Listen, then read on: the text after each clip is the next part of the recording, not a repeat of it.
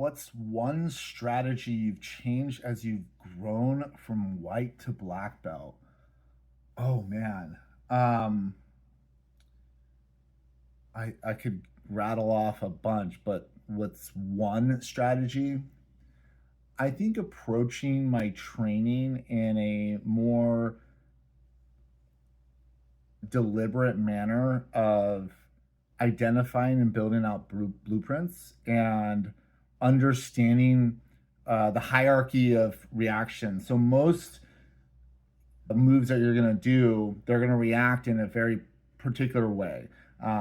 60 to 80% of the time, they're going to react like this, the standard reaction. And 10, 20, 30% of the time, they're going to react like that. And so what I really like to do is build as many nodes along the way of preemptively answering what that reaction is going to be and being mindful about that.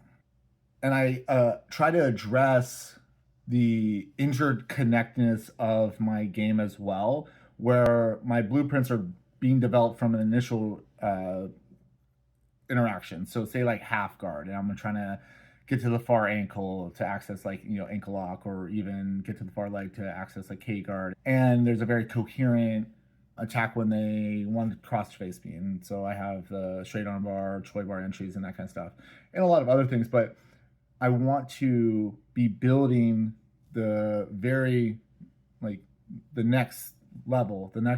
So they're going to react. I'm already going to have a reaction. I'm already going to see the heuristics that, oh, there's enough resistance. I'm going to start already moving to the next thing. And that's a way to start chaining attacks.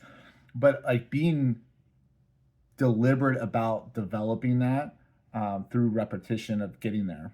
Okay, one more bonus one here is I think strategy maybe not as much, but learning how to flow roll and learn how to modulate. I think I mentioned this in the last Q&A, is like getting good at being able to meet the person in the moment and get the most out of the role and allow them to get a lot out of the role. So, I've mentioned it in the past of like riding the ridge. So I'm giving them enough resistance so they continuing to have to do good technique to continue progressing with the pass or the sweep or whatnot.